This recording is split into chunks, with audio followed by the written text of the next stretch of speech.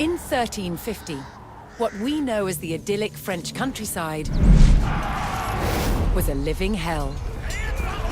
For more than 15 years, the people had suffered at the hands of English invaders. Little did they know that this war would last for another 100 years. But through this crucible of fighting, famine and plague, there would emerge the modern nation of France.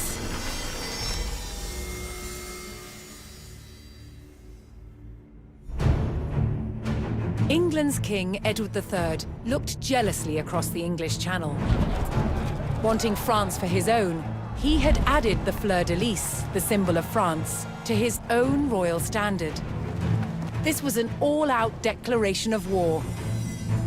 And in 1337, he invaded. But France already had a king, Philippe VI. As the English burned their way across the land, Philippe's army and his legendary knights marched to meet them and came face to face with the English longbow.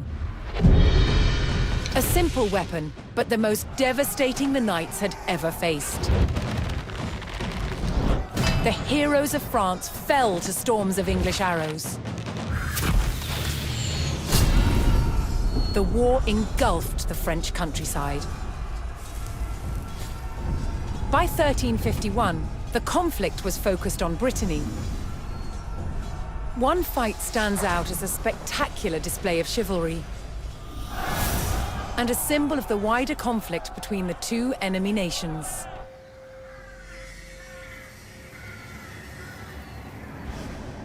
The Combat of the 30 is still commemorated here in Brittany. It was a dispute between two local families.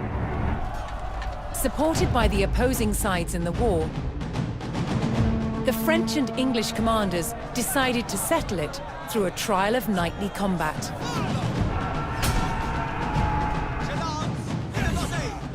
Each side would choose 30 champions to fight on neutral ground. France prepared to defend itself against England's finest.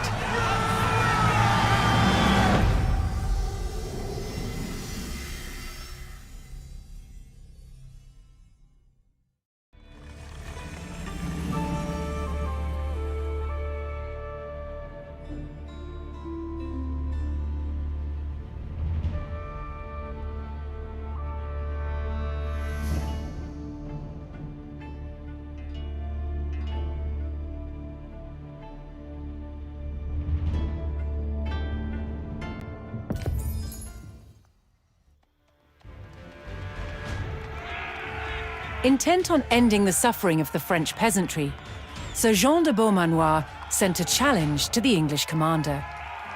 30 champions on each side would compete in a tournament for final claim to Brittany. With the battleground of the halfway oak agreed upon, Sir Jean set out to gather support from local knights.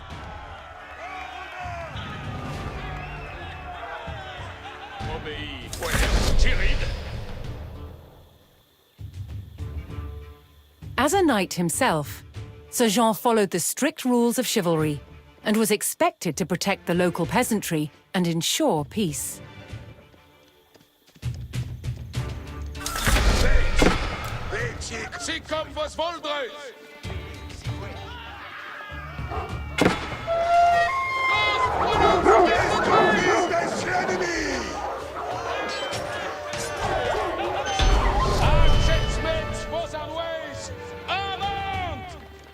Most medieval tournaments were friendly in nature, held for sport and glory, but the Combat of the 30 was arranged between opponents mired in war. English raids had torn through the countryside of Brittany and brought great hardship to the people.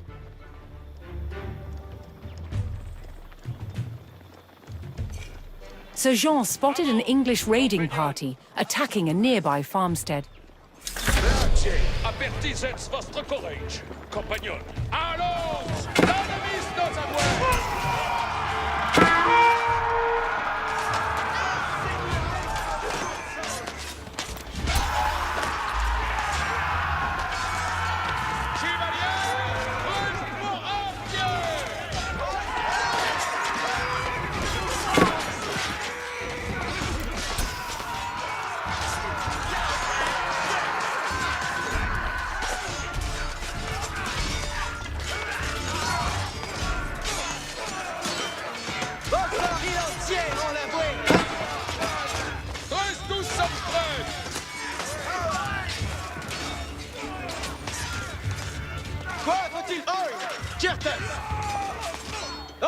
Thomas on ordonnance!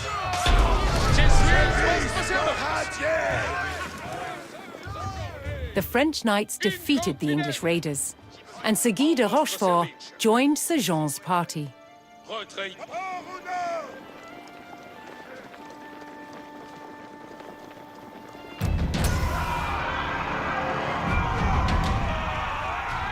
Looking to secure his honor, a young knight held his ground on a bridge in Sir Jean's path.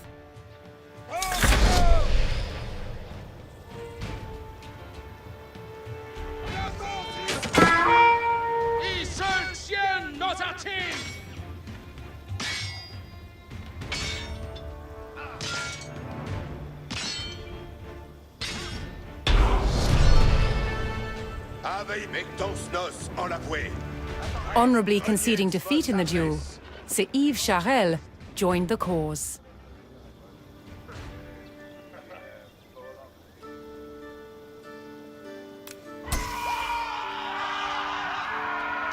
Si faites vos commandements. Oyez. Pied ci, pied là. Mettez-vos donc, en l'avoué.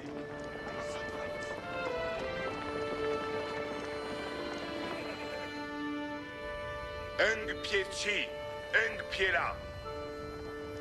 Et comprenne. Sir Jean's search next brought him to Sir Geoffroy du Bois, whose squires were contending with a detachment of English longbowmen.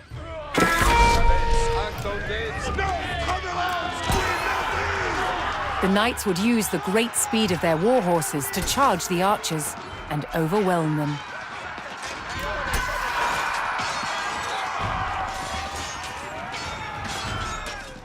The English longbowmen fell, but the French knights knew the enemy would attempt to retake the hilltop fortification and steeled themselves for further attacks.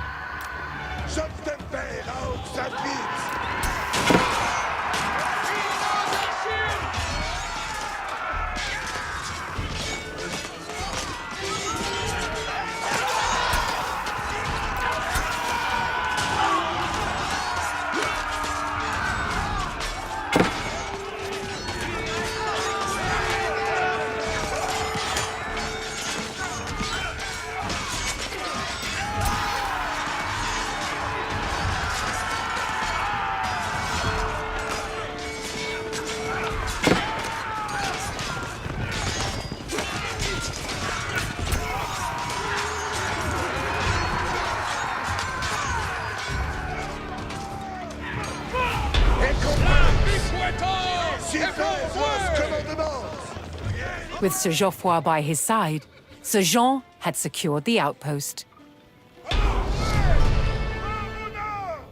Reniez vos armes.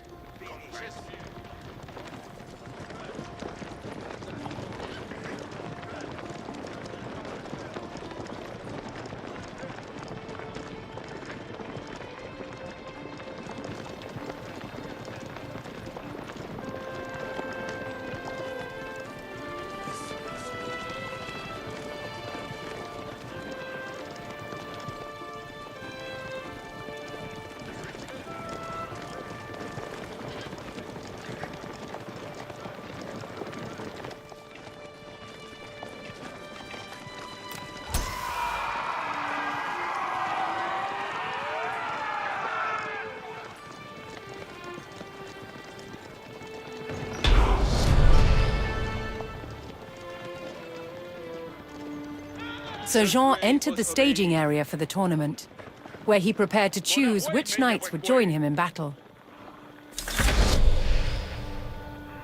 Mon destrier remagne. Each knight would be accompanied by his squires, young nobles in training to become knights themselves.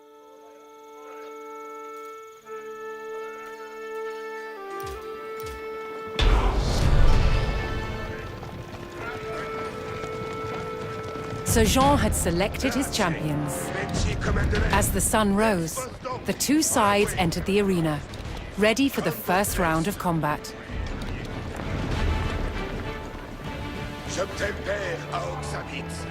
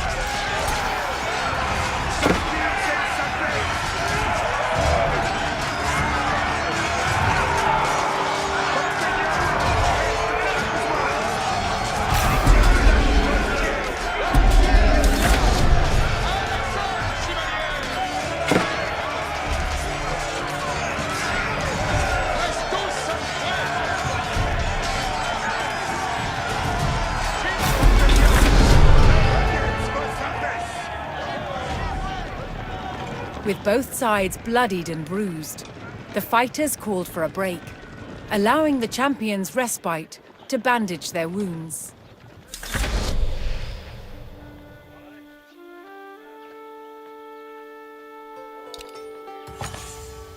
Page, mectons nos en l'avoué.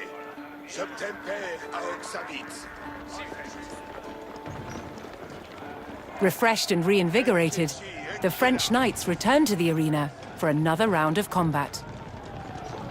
The combat of the 30 was about to decide which nation would control the Duchy of Brittany.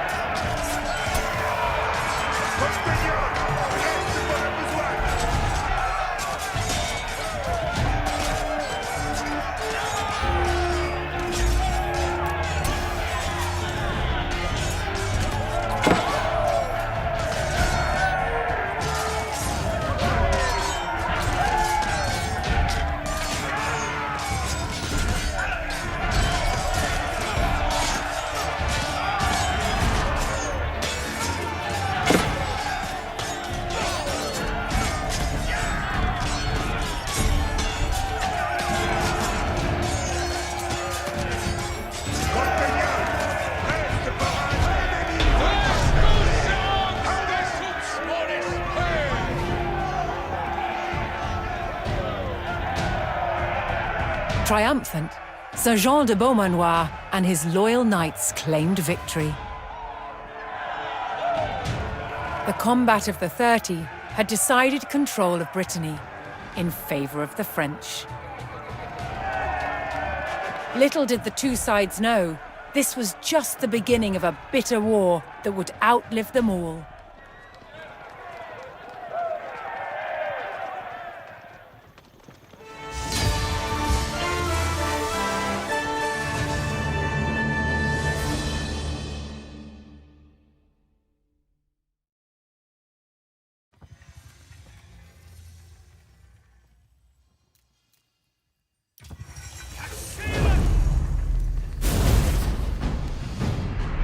After victory at the Combat of the 30, the French faced devastating raids from England's Black Prince.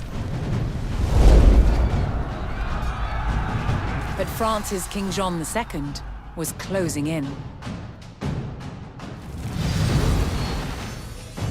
Jean finally caught the English near the city of Poitiers in September 1356. The French army outnumbered the English by thousands. King Jean himself joined the fight, but what seemed a certain victory for France soon turned into a nightmare. The English longbow devastated the mighty French army.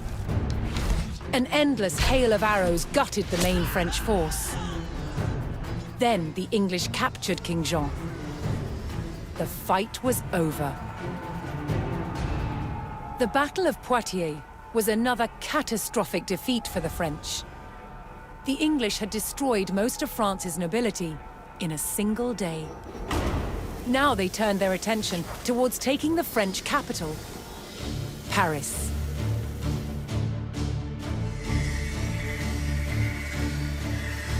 The invaders marched unopposed towards Paris. The remains of some of the medieval walls of Paris still stand today.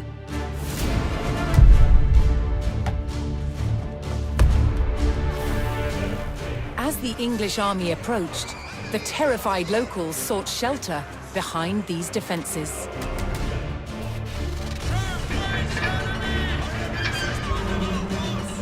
Could France's capital withstand the full might of the Black Prince's army?